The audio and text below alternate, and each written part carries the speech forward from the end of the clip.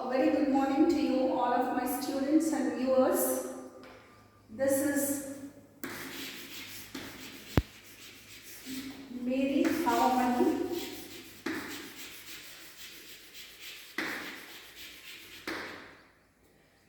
I'm an English teacher. I teach English language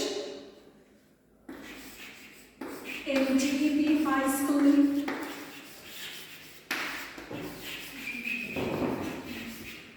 Ibrahim. You know, we have been in lockdown for the past 40 days. I know you're all idling away your time. Instead, it's good for you if you could learn little English so that when you get back to your work or studies, you'll have the basic knowledge of English grammar so that you can build upon that later. Earlier, I remember maybe some 3-4 years ago, exactly date I don't remember, I posted a small video for 2-3 minutes on Facebook explaining tense. But it's too long a time to be forgotten. So I thought I would once again get back to you, teaching about tenses and then the subsequent grammar items which are very important for high school students and maybe all the learners also. So in course of time, if I am able to complete this grammar part, I thought I would teach you some spoken English also to give you some sentences for practice so that would help you to communicate in English confidently and comfortably. So here I begin with, earlier I have mentioned this of course, before I teach tenses, I have to teach you auxiliary verbs, but before that once again, I would like to make it clear that in English, tense and time are not synonymous with each other. What I am going to tell you, that tense is not time in English. Time is a universal concept. When I say time is a universal concept, I mean that time is not related only to English language. You can refer to time in all the languages.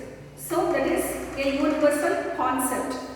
But when we talk about tense, we are talking about form of verbs in English. So tense is form of verb.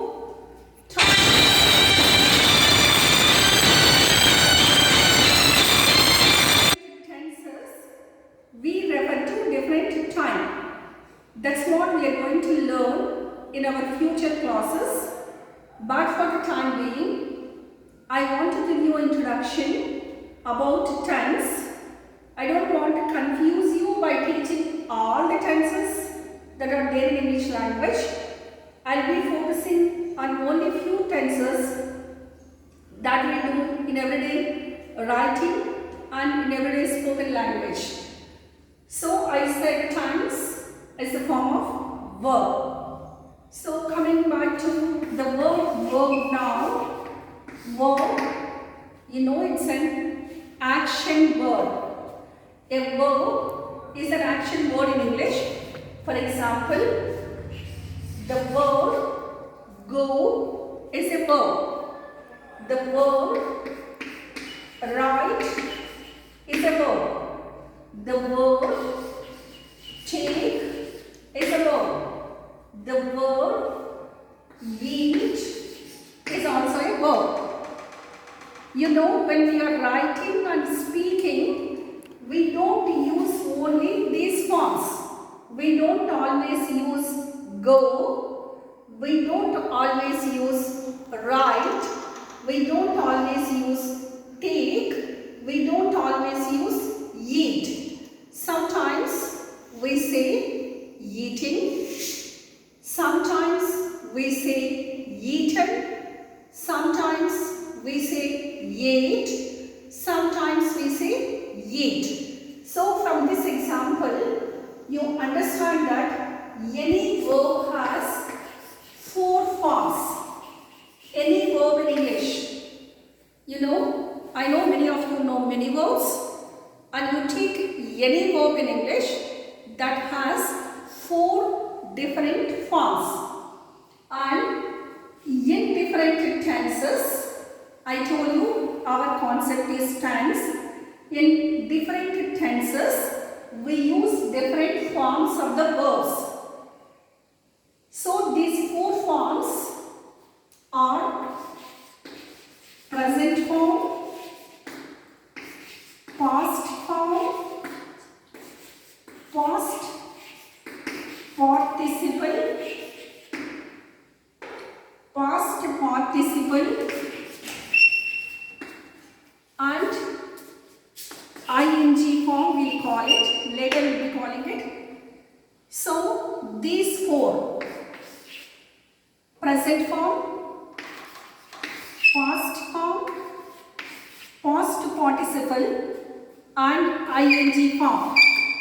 I know some of you are learning English for the first time in detail. So I thought for your convenience, let's call this present form as V1, past form as V2, past participle as V3, and ing as V4. So to sum up, I said tense. Tense is form of verb.